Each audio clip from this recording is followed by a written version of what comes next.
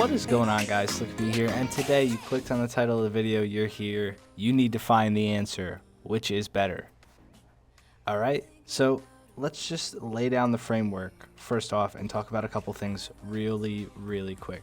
So today, instead of this video, I was going to have a Leopard video out. I had an insane Leopard game, but it failed to render while I was out. I had a Christmas party for the coffee shop, so I was out. I just came back, it's 9 o'clock, just got back to the office, and it didn't render. The computer crashed. I've been having computer issues, you guys know that, but besides that, I figured I would make this video. It was going to be this and that video today and tomorrow for the tank videos, and I was going to try to do planes, which will still probably happen tomorrow. But okay, framework.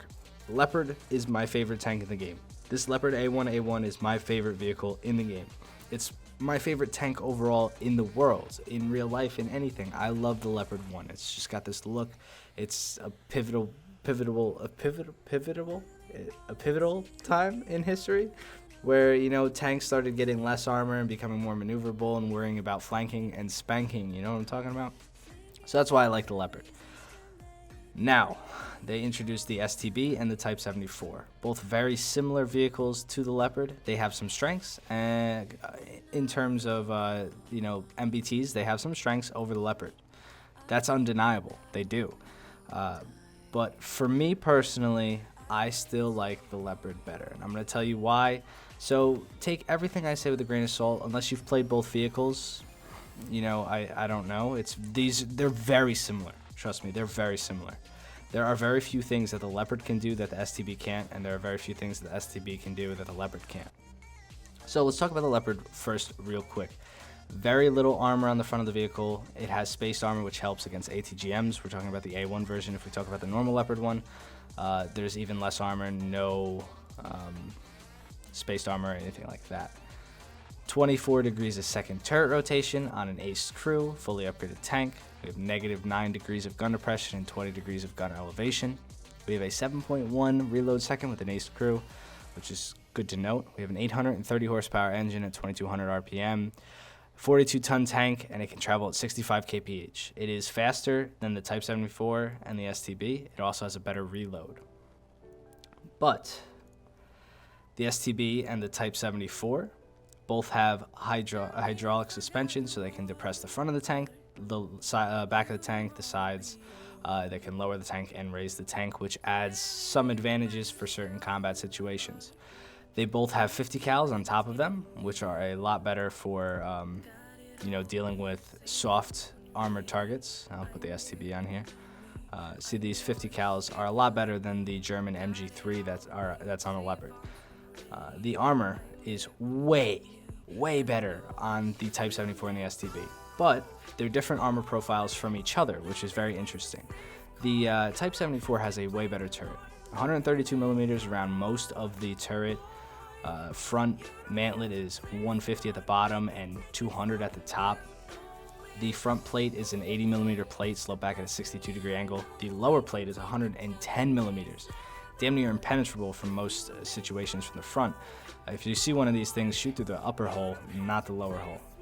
If we look at the STB, it has a very different story. 75 millimeters at the lower plate and 100 at the top, which is interesting. I don't understand why. With a weaker mantlet/turret than the Type 74, but it is offered the same exact gun and the same hydraulic suspension. So both of these vehicles travel at 53 kilometers an hour, a little bit slower than the Leopard 65, which is actually, it does turn out to be noticeable if you play the Leopard a lot. 24 degrees per second turret rotation speed. The Type 74 has a -5 degrees of gun depression, and the STB has a -9. Type 74 has 15 degrees of gun elevation, and the STB has a +9.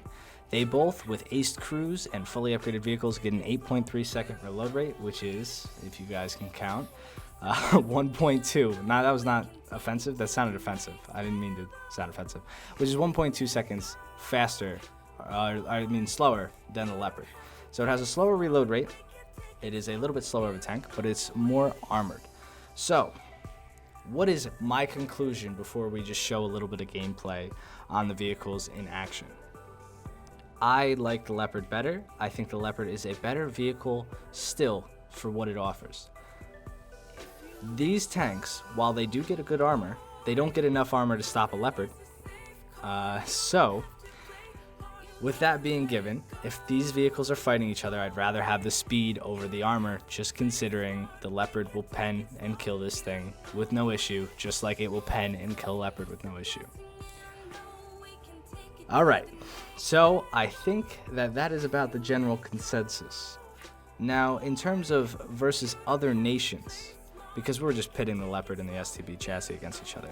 Against other nations, ZSUs from the front will have a difficult time penetrating this front plate, but as soon as you start to get the sides, these STBs are very, very weak from the side. 40 millimeters on the STB and 30 on the Type 74. Very, very weak armor on the sides. They can be overmatched. The top armor is very, very weak. 25, 37 on the Type 74, and we have only 20 on the STB.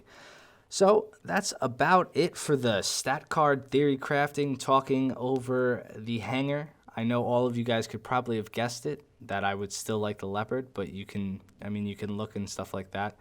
But what can I say? I'm a Leopard boy. And when you watch tomorrow's video, you'll see why. So enjoy this little montage with some kills of the in the STB and the Type 74 and the Leopard. And I'll see you guys in the next one. Thank you for watching. Peace.